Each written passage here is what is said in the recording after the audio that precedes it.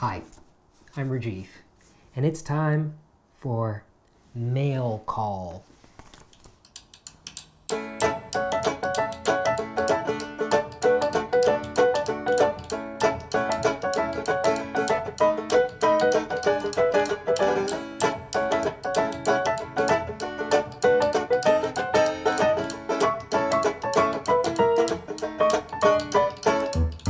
This one came from Stanwood, Washington, and there's a stamp of Pete Seeger on it. I'm a big fan of his brothers, Mike Seeger, who shadowed Maybelle Carter and learned how to play the guitar like Maybelle Carter, and really helped me with my Maybelle Carter guitar technique. Anyways, I should get to opening this letter and stop rambling. Okay.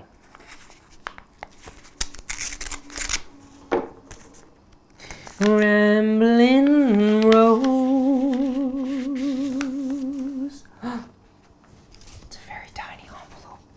It's a small envelope, and inside is a tiny envelope that this has been colored with like by hand, pencil crayon. It's lovely. There's some stickers on the back. Okay. Let's see what's inside this tiny envelope.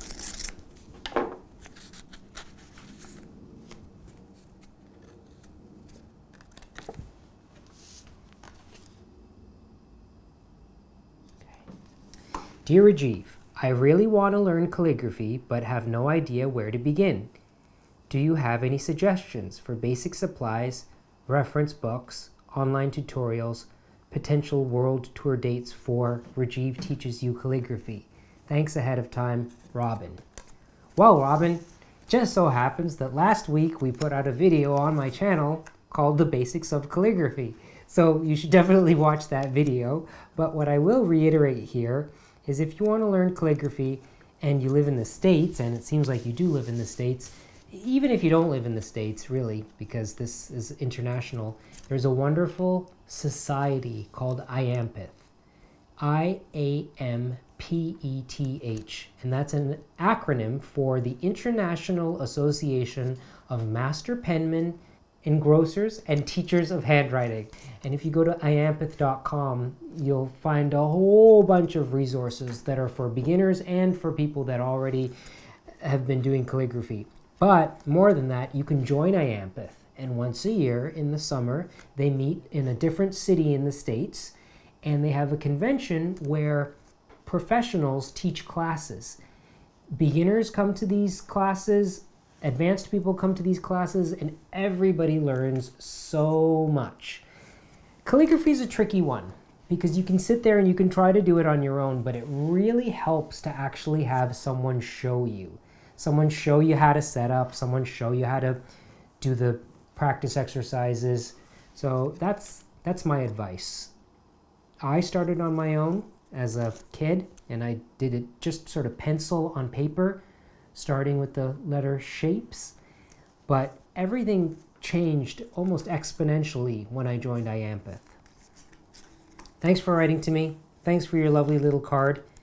If anybody else out there would like to ask me a question or ask for advice or simply write and tell me about something, the address is P.O. Box 231 532, New York, New York 10023.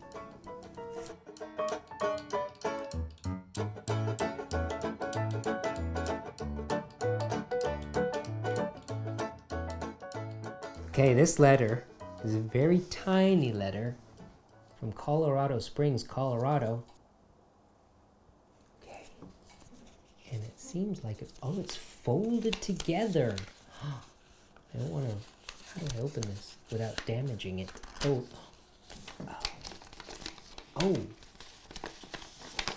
Wow, it was like beautifully folded. Okay, there's been a little damage in the mail. I'll try to put it back together so that I could read it out loud now. It's a little paper surgery here. Dear Rajiv, I hope this letter finds you and everyone you love well. I am writing this letter to express my heartfelt heartfelt gratitude regarding your YouTube videos on letter writing and wrapping gifts the old-fashioned way. Your gift wrapping video has inspired me to learn a new gift wrapping technique that doesn't use tape and can be sealed with a wax seal. And I'm super excited to use wax seals at every opportunity.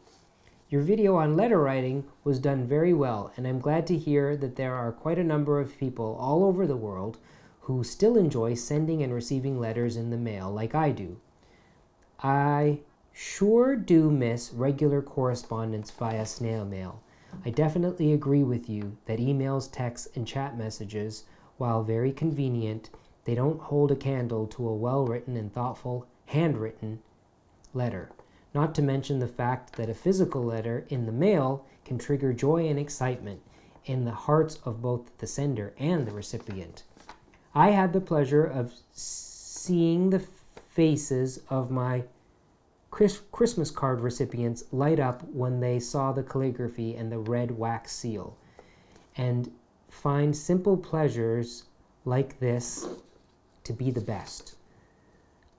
I'm very new to calligraphy, about a year, and still in the rabbit hole of doing research on calligraphy pens to figure out what would be best for an ambidextrous writer like me to use. For right now, I've been practicing with a fine nib fountain pen. Yeah, so fine I need my glasses. I'm also considering a flex nib for one of my fountain pens to see if that will help before I get a proper calligraphy pen and nib. If you do have any tips or advice, I would love to read your thoughts on this. In the meantime, I do hope you have a great day. Take care, and always God bless you and your family. Sincerely, Mary Grace.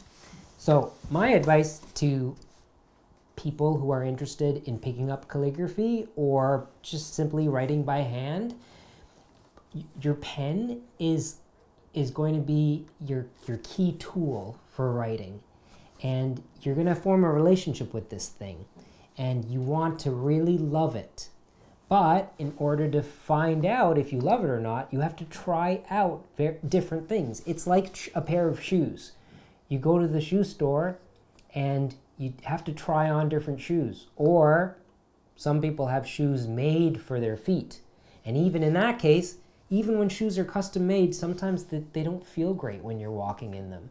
So finding your pen just takes practice. I would say that the way that this should be done, go to a pen store, go to a stationery store, try out different things on a little pad of paper. And even with the fountain pens in the fancier stationery stores, they will let you try them out. Like, they will put an ink cartridge into the pen and allow you to try it out. It's a little bit of a nuisance for them because then they have to clean this pen out. But if you're serious about buying a fountain pen and investing in it, they'll let you try them out. You have to try out the pen. You have to give it time to see if it's something that feels good in your hand. I can't tell you what pen is suitable for you. Only you can figure that out. Okay? Good luck.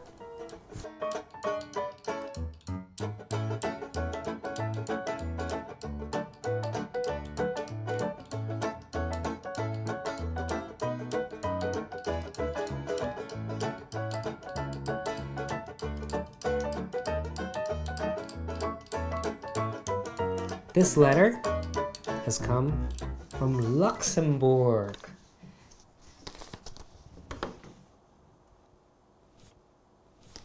All the way from Luxembourg.